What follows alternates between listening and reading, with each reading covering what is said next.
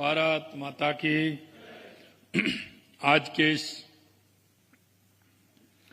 Global Rajasthan agritech meet यानी ग्राम की इस कर्टन रेजर आमुखीकरण कार्यशाला में मंच पर विराजमान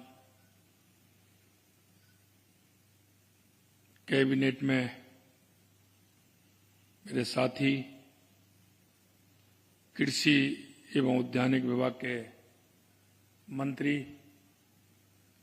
डॉक्टर किरोड़ीलाल मीणा जी, जो किसानों से जुड़े रहकर के किसान की अर्थव्यवस्था को मजबूत करने में हमारा पशुपालन विभाग बहुत ही महत्वपूर्ण भूमिका निभाता है, उसमें मेरे कैबिनेट के दूसरे साथी पशुपालन, डेयरी, गौपालन एवं देवस्थान मंत्री भाई जोराराम कुमावत जी,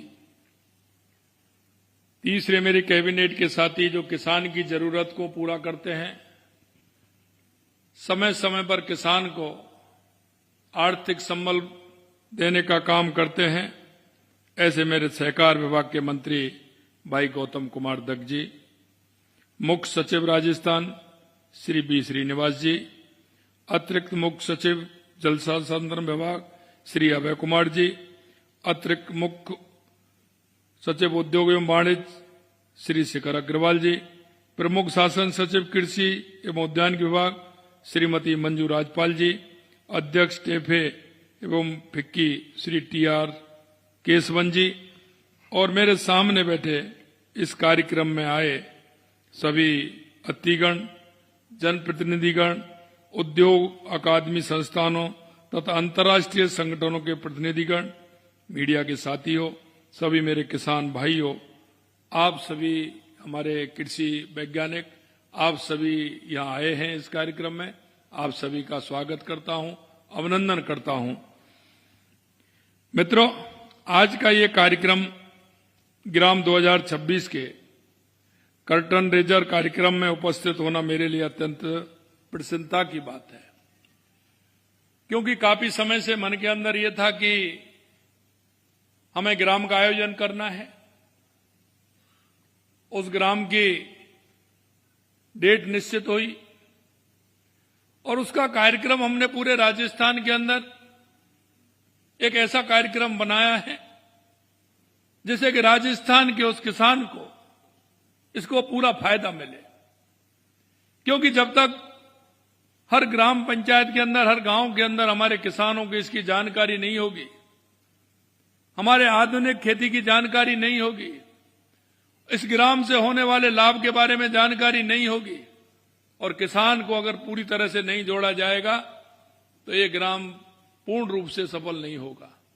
इसलिए हमने कहा है कि पहले ग्राम और ग्राम पंचायत को जोड़ेंगे, उसके बाद हम उपखंड तक किसानों को लेकर के आएंगे, उनसे चर्चा करेंगे, विचार विमर्श करेंगे, उनके जीवन में कैसे बदलाव आ सकता है इस पर मंथन भी होगा और उसके बाद हमारे किसानों का, जो हमारे उपखंड से निकल करके आएंगे, अग्रणी किसान हैं, जो किसान की बात को समझते हैं, वो गांव में और पंचायत में कैसे पहुंचाएंगे, इसके लिए जिले में फिर उनको बुलाएंगे, वहां भी एक मंथन होगा कि हम ऑर्गेनाइज खेती से लेकर के किसान को लाभकारी खेती कैसे बना सकते हैं।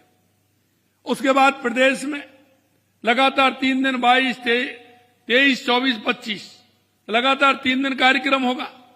उस कार्यक्रम में विषय विशेषज्ञ आएंगे, भारत सरकार के कृषि पर्यवेक्षक आएंगे, उसके साथ ही हमारे किसान जो खेती कर रहे हैं, प्रगतिशील किसान हैं, उनके अनुभवों को भी साझा करेंगे, क्योंकि कृषि पालन भी महत्वपूर्ण है। इसलिए कृषि के साथ जुड़े हुए पशुपालन की भी चर्चा करेंगे, सहकारिता के क्षेत्र में हम आपको क्या और सुविधा दे सकते हैं उसके बारे में चर्चा करेंगे, हम उसको लाभ की खेती कैसे बना सकते हैं, हमारा विश्वास सरकार और किसान के बीच कैसे स्थापित हो सकता है। आज हम देखते हैं किसान को सहायता भी करते हैं, लेकिन उस सहायता एक बार लेकर के वो पीछे हट जाता है, क्योंकि उसको जिस तरह से सुविधा लेनी चाहिए, सहकारिता विभाग हो या कृषि उद्यान विभाग हो, उसका उपयोग लेते हुए आगे उसको उसमें चलना चाहिए। इन सारे विषयों को लेकर के चर्चा होगी। हम आधुनिक क्षेत्र में कैसी खेती कर सकते हैं, हम उस खेती के बारे में हमें क्या चाहिए, हमारे कृषि वैज्ञानिक उसमें क्या मदद कर सकते हैं। आज हम देख रहे हैं किसान परेशान होता है, डीएपी और यूरिया इतना डाल देता है कि एक बार फसल हो जाती है, अगले बार नहीं होती है। हम चाहते हैं कि हमारा किसान वैज्ञानिक तरीके से खेती करे। जब वो मृदा चेक कराता है, मिट्टी को चेक कराता है, तो उसमें कितना खाद, कितना डीएपी डालना चाहिए, ये भी उसको सोचना होगा। मित्रों, मैं हमेशा कहता हूं, हमारे पूर्वजों ने जिस जमीन को हमारे लिए छोड़ा, हमारे लिए उनको छोड़ने कितने कितने उन्होंने दुख पाए, लेकिन हमारी मिट्टी को खराब नहीं होने दिया, हमारी धरती को खराब नहीं होने दिया। लेकिन आप देख रहे हैं कि आए दिन हमारा पानी अंदर नहीं जा रहा है, जितनी बारिश होती है वो बह के निकल जाता है। उसका उपयोग हम कैसे करें? हम उसके माध्यम से रिचार्ज ट्यूबवेल लगा करके या कोई एक खड्डा खोद करके उसको रिचार्ज का पॉइंट बनाकर उस जमीन के अंदर पानी को कैसे लें। ये कुछ काम ऐसे हैं जिनको प्रकृति पर आधारित हैं, लेकिन उसका उपयोग हम ठीक प्रकार से ले सकते हैं। हरी खाद का उपयोग हम कैसे करें, ऑर्गेनाइज खेती की तरफ हम कैसे जाएं, जिससे कोई बीमारी भी नहीं हो, स्वस्थ भी रहें, मस्त भी रहें और हमारी आमदनी भी बढ़े।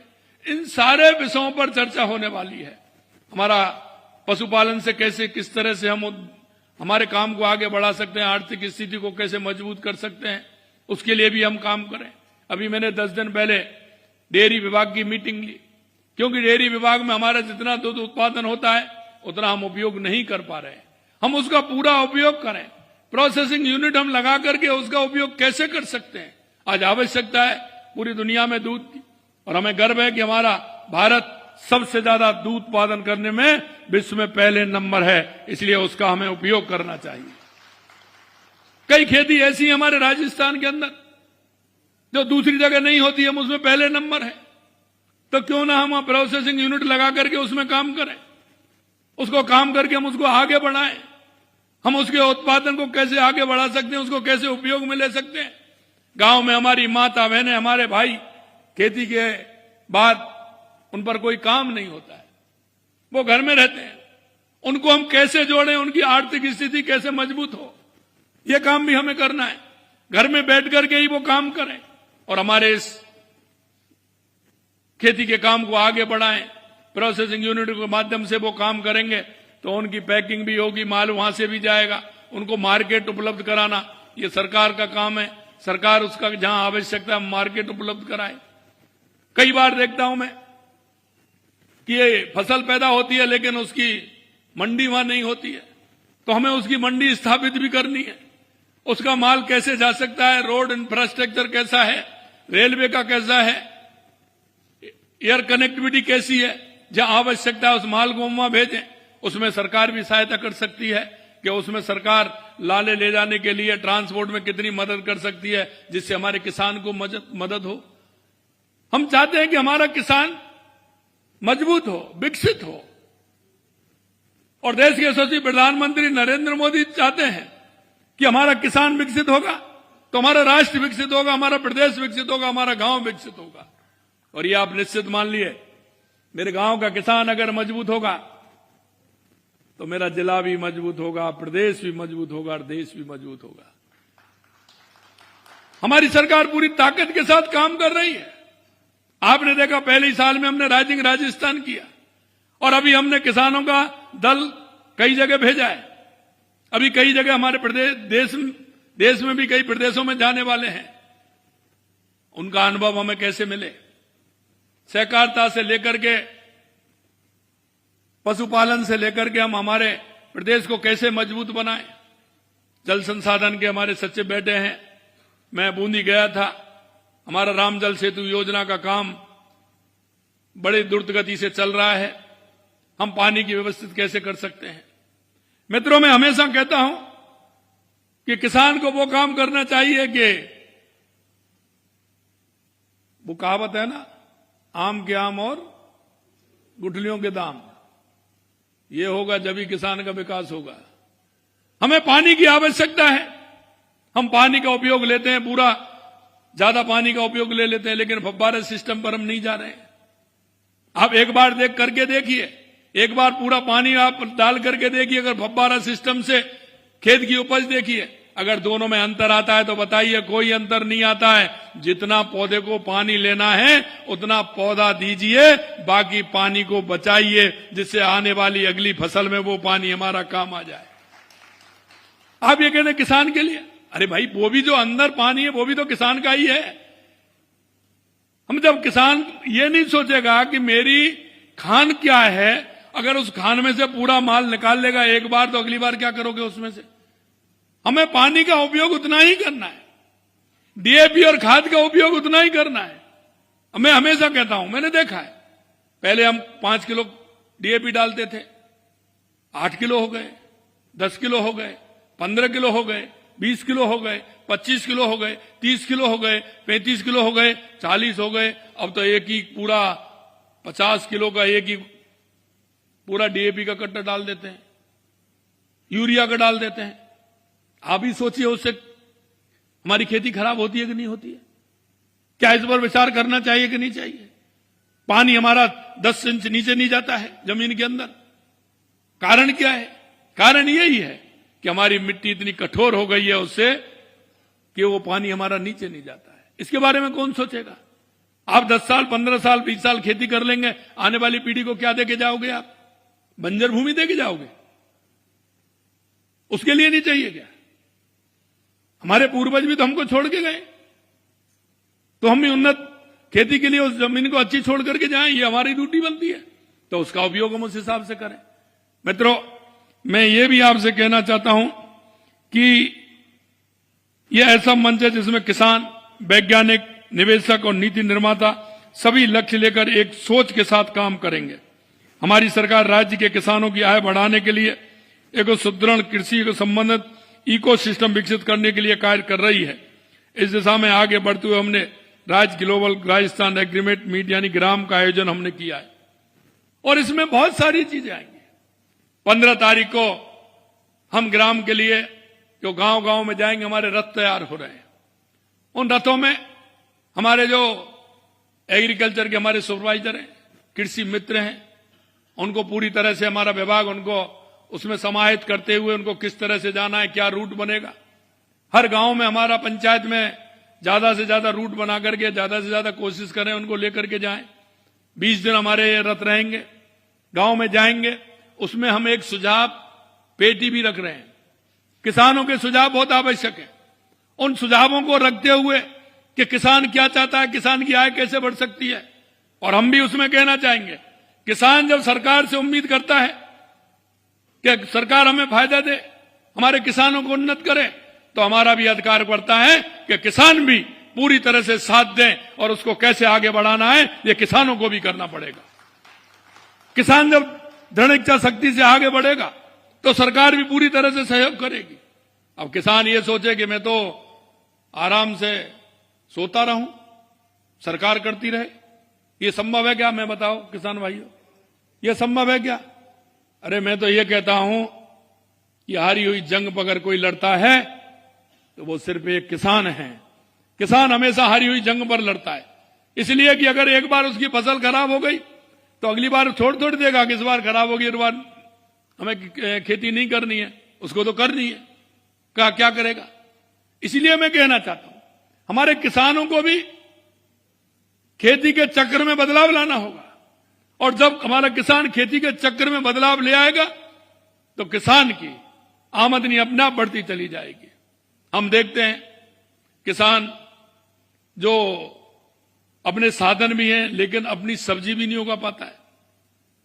कई किसान ऐसे हैं कि वो सब्जी के माध्यम से अपनी आर्थिक स्थिति को मजबूत कर रहे हैं, तो हमें यह भी करना चाहिए। कई किसानों को देखते हैं उनके खेत से पानी बह जाता है लेकिन डिग्गी तक नहीं बनती है, उस पानी का उपयोग नहीं ले पाते।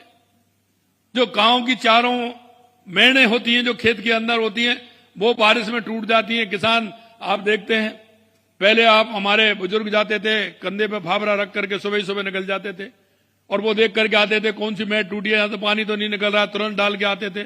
आज किसान को फुर्सत ही नहीं है। मुझे पता है, क्योंकि अधिकतर शहरों में आके रहने लग गए, उनकी खेती को कौन देखेगा? और वो हैं जो बटाई पे देना चाहते हैं, तो उसको तो बिल्कुल नहीं देखेगा कोई।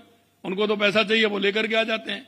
मेरे भाइयों, इस तरह से खेती को खराब मत करिए, उससे भी तय करिए भैया आपको इतना इसमें डालना है, जो हमारा कृषि पर्यवेक्षक है, हमारा कृषि का जो वैज्ञानिक है वो बताएगा, उसके हिसाब से आपको खेती करनी है।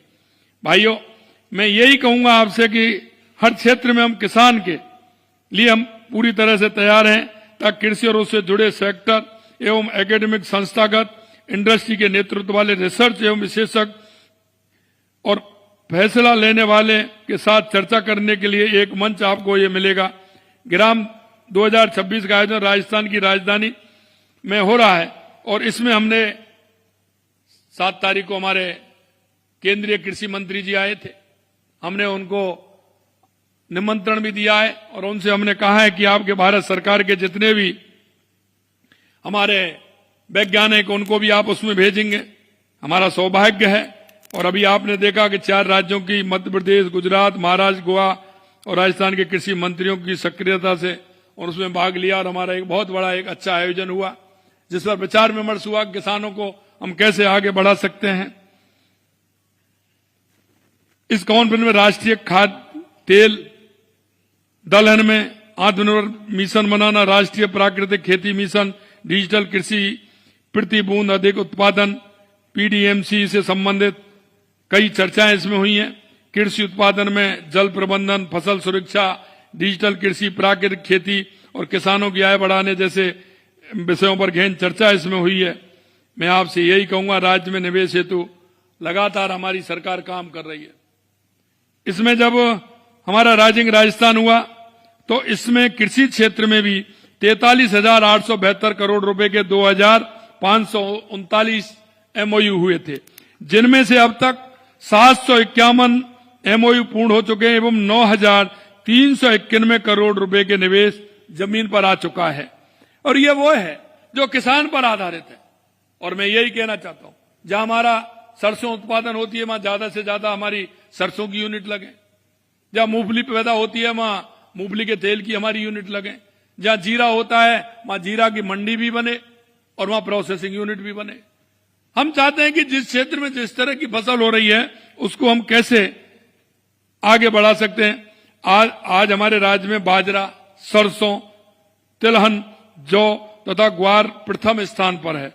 मूंग तथा मूंगफली के उत्पादन द्वितीय स्थान पर है। सोयाबीन, चना के उत्पादन में हम तृतीय स्थान पर हैं। ये हमारे लिए गौरव की बात है। हमारे राज्य में ईसबगोल, जीरा, मेथी, लहसुन, सौंफ उत्पादन में हम द्वितीय हैं। धनिया, राजमाइन में तृतीय हैं और ईसबगोल और जीरा में भी हम प्रथम हैं। राज्य में उपलब्ध सीमित जल से समुचित उपयोग हेतु हमारी सरकार इस कार्यकाल में अब तक काम कर रही है। राज्य में 4,80,000 हेक्टेयर क्षेत्रफल में सूक्ष्म सिंचाई संयंत्र स्थापित किए जा रहे हैं। और आप देख रहे हैं, हमने किसानों के लिए लगातार पानी के लिए हमारी सरकार काम कर रही है। चाहे वो हमारा राम जल सेतु योजना हो, यमुना समझौता हो, इंदिरा गांधी गंगा नहर में हमने जो काम किया है 5,000 करोड़ रुपए से अधिक का, वो हम कर रहे हैं। सोम कमलाम से हमारा पानी जवाई में कैसे जाए उसके लिए हम काम कर रहे हैं। देवास स्कीम के माध्यम से हमारा पानी कैसे आए उसके लिए काम करते हैं। नर्मदा का पानी को हम कैसे आगे बढ़ा सकते हैं उसके लिए भी हम काम कर रहे हैं। हमारा ब्राह्मणी नदी से हमारा इसमें पानी कैसे आ सकता है बीसलपुर में, उसके लिए भी सरकार काम कर रही है। हम राजस्थान के सभी जिलों को लेकर के हम काम कर रहे हैं। हम आपसे इतना कह सकते हैं कि हमारा किसान किस तरह से सुदृढ़ हो, क्यों पहले आवश्यकता उसको पानी की है, दूसरी उसकी आवश्यकता बिजली की है। बिजली में हमने 24 जिलों में दिन में बिजली देने का काम प्रारंभ कर दिया है। 27 तक हम राजस्थान के हर जिले में किसानों को दिन में बिजली देने का काम करेंगे, ये भी हम आपको विश्वास दिलाते हैं। भाइयों बहनों, मैं इतना ही कहना चाहता हूं कि लगातार जिस तरह से हम काम कर रहे हैं, लगातार अनुदान भी हम दे रहे हैं। हमने कृषि नहरी क्षेत्रों में 12,476 डिग्गियों का निर्माण करा चुके हैं, जिसमें 274 करोड़ रुपए दिए हैं। हमने जल उपलब्ध कुशलतम करने के जल प्रवाह होने वाले रोकने हेतु हमने इस कार्यकाल में अब तक राज्य में कुल 32,918 किलोमीटर सिंचाई पाइपलाइन लगाई जा चुकी है, जिसमें हमने 143 करोड़ रुपए हमने दिया है। हमारी सरकार द्वारा इस कार्यकाल में 1,000 करोड़ से अधिक अनुदान जारी किया है। 65,412 सौर पंप संयंत्रों की स्थापना की है। पीएम किसान पीएम किसान में भी हम काम कर रहे हैं। पीएम कुसुम के अंदर हम सौर ऊर्जा के अंदर भी काम कर रहे हैं, जैसे कि वो मुख्यमंत्री मंगला पशु योजना को भी हम लगातार 12 लाख से अधिक पशुओं को निःशुल्क बीमा पॉलिसी करा चुके हैं। मेडिकल सेवा के लिए 108 की तर्ज पर 1962 मोबाइल वेटनरी 536 हमने वो दिए। करीब 60 लाख पशुओं का उपचार भी हमने कराया। 15 लाख पशुओं को लाभान्वित किया है। कुल 20,000 तहसील पशुपालकों को के माध्यम से हमने 62,000 पशुपालकों को चैट के माध्यम से सलाह दी और लाभान्वित भी उनको किया है। और आप देख रहे हैं डेयरी उत्पादन में भी 5 रुपए लीटर हमारी सरकार दे रही है, उसमें भी हम काम कर रहे हैं। मैं आपसे कहना चाहता हूं कि लगातार आप देख रहे हैं केंद्र सरकार हमारी 6,000 रुपए देती है, 3,000 रुपए हम किसान सम्मान निधि के देते हैं। हमने कहा है कि हम 12,000 देंगे, वो भी आने वाले समय में वो भी करेंगे। हम चाहते हैं कि हमारा किसान अगर आगे बढ़ेगा तो हमारा प्रदेश और देश आगे बढ़ेगा। अंत में मेरे भाई और बहनों, मैं यही कहना चाहता हूं कि इस ग्लोबल राजस्थान एग्रीटेक मीट ग्राम 2026 में कर्टन रेजर कार्यक्रम के अवसर आयोजित इस कार्यक्रम में सभी को मैं धन्यवाद देता हूं। प्रगतिशील किसान, पशुपालक, हम सबकी जिम्मेदारी बनती है। मित्रों, जब हमारे कार्य को हम पहचानेंगे, क्योंकि हमारा काम होता है कि अंतिम पायदान पर खड़े उस व्यक्ति को सहारा देना। और आज मैं कह सकता हूं, पहले की कहावत तो दूसरी थी, प्रथम खेती, मध्यम व्यापार, तृतीय चाकरी यानी नौकरी। लेकिन उसके मायने बदल गए।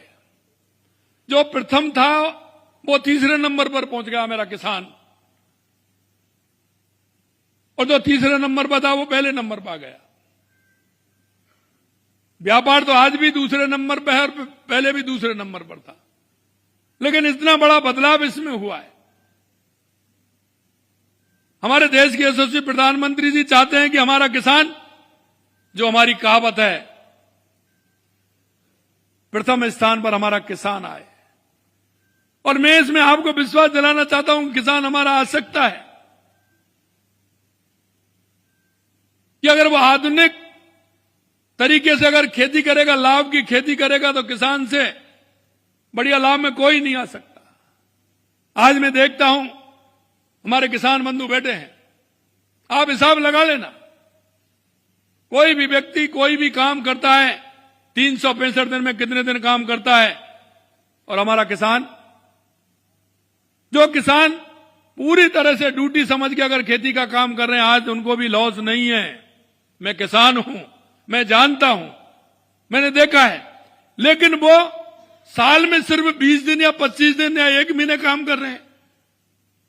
11 दिन का, 11 महीने का, 12 महीने का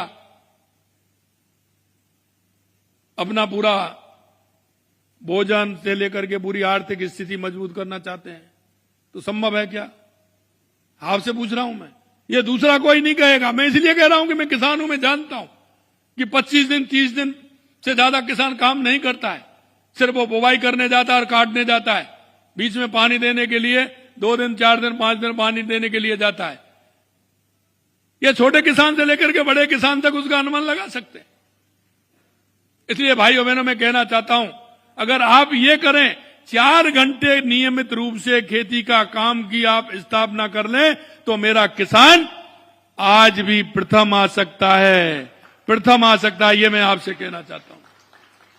हमने हमारी खेती को साइड में रख दिया। जब भाई आप ही खेती की वैल्यू नहीं करोगे तो खेती आपकी वैल्यू क्यों करेगी? अब आप कृषि की वैल्यू आप नहीं करोगे तो कृषि आपकी वैल्यू क्यों करेगी? आज आप देख रहे हैं, आप जिसकी वैल्यू कर रहे हैं वही आपको कर रहा है। हमको हमारी कृषि है, ये धरती माता है, इससे हमें जुड़ के रहना चाहिए। मेरे किसान बैठे, आज भी मैं कहना चाहता हूं, आषाढ़ के महीने में जब बुवाई करने जाते हैं, घर की माता बहनें तिलक करके बिजरेंडी बीज की वो मटकी जो होती है हमारे, जो आका तीज को हम जिसको बोलते हैं, उसी में भर करके उसको भेजते हैं कि नहीं भेजते? घर पर घर से तिलक करते हैं। पहले तो बैल थे तो बैलों की जोड़ी को भी तिलक करते थे, उनको भी गुड़ खिलाते थे, किसान का भी मीठा मुंह कराते थे, उसको लेकर के खेत में जाते थे। और खेत में जाकर के सबसे पहले जब वो बीज डालता था, उसमें कहता था कि ईश्वर, हे बंसी वाले, तुम सबको देना, पक्षियों को भी देना, मेरे आए घर पर आए अतिथि को भी देना, सबके लिए कहते थे। पशुओं को देना, पक्षियों को देना, अतिथि को देना, साधु को देना, संत को देना, और लास्ट में बचे तो मेरे को देना। यही कहते थे कि नहीं कहते थे? आज हमारी प्रवृत्ति बदल रही है। मित्रों, ये धरती मां है, ये मां है, ये वो मां है जो किसी को भूखा नहीं रखती। हमें हमारे उन संस्कारों में जाना होगा, उन संस्कारों में हमें पहुंचना होगा। हमें हमारी धरती मां से वही प्रेम करना होगा। एक तरफ तो डीएपी और डाई डाल करके धरती मां को आप दर्द दे रहे हैं, एक तरफ उनसे इच्छा पाल रहे हैं कि हमको मां कुछ दे। अरे मां को मां की तरह मानिए, और जिस दिन मां को मां की तरह मानने लग जाएंगे तो निश्चित रूप से ये मां वो है जो कभी अपने पुत्रों को, अपने बेटों को कभी भूखा नहीं रहने देती। ये हमारी धरती मां है, ये हमारे अंदर संस्कार है।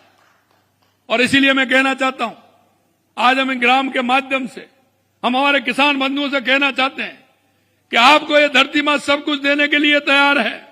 और आज हम अगर जिंदा हैं तो उसी धरती माता की बदौलत हैं, वो हमें सब कुछ देती है। और आज हम सांस ले रहे हैं तो इसका भी हमें ध्यान रखना है। हमारे पर्यावरण किस तरह से रहे, हमारे पर्यावरण को हम कैसे स्वच्छ कर सकते हैं। अच्छा भोजन हमें जब मिलेगा जब हम इन सारी चीजों को बंद करके और खेती करेंगे और हमारी उस धरती माता को हम स्वच्छ और अच्छी तरह से रखेंगे तो वो भी हमें अच्छी तरह से रखेगी। मित्रों, ये ग्राम का आयोजन बहुत ही महत्वपूर्ण है। हम चाहते हैं कि ग्राम से लेकर के, यानी गांव से लेकर के पंचायत, और पंचायत से लेकर के उपखंड तक, और उपखंड से जिले तक इसका एक घोष होना चाहिए पूरे राजस्थान के अंदर कि पहली बार इतनी बड़ी तादाद में, जो 3 दिन लगभग 1.5 लाख किसान हमारे आने वाले हैं। हमारे हर जिले में, हर गांव में, हर उपखंड पर हमारा किसान आने वाला है। उनके लिए, उनके सुझाव के लिए, उनके काम के लिए हमारे रथ भी 15 तारीख से जाने वाले हैं, जो 20 दिन हमारे क्षेत्र में रहेंगे। उनमें आपके सुझाव भी आए, उनके सहयोग से गांव गांव में जाएं। हमारा कोई भी काम है, चाहे पशुपालन है, सहकारिता है, बिजली है, सिंचाई है, कोई उद्योग का काम भी करना चाहें, उन सबको समाहित करते हुए हमारी खेती को उत्तम बनाने का काम करना है। आज के इस अवसर पर आप सभी आए हैं, सभी को बहुत बहुत धन्यवाद। हमारे सभी मंत्रीगण पधारे हैं, माननीय कृषि मंत्री जी, हमारे पशुपालन मंत्री, सहकार मंत्री जी, हमारे सभी अधिकारीगण, आप सभी इस कार्यक्रम में आए हैं। आप सभी का बहुत बहुत धन्यवाद। जय हिंद, जय भारत, जय राजस्थान।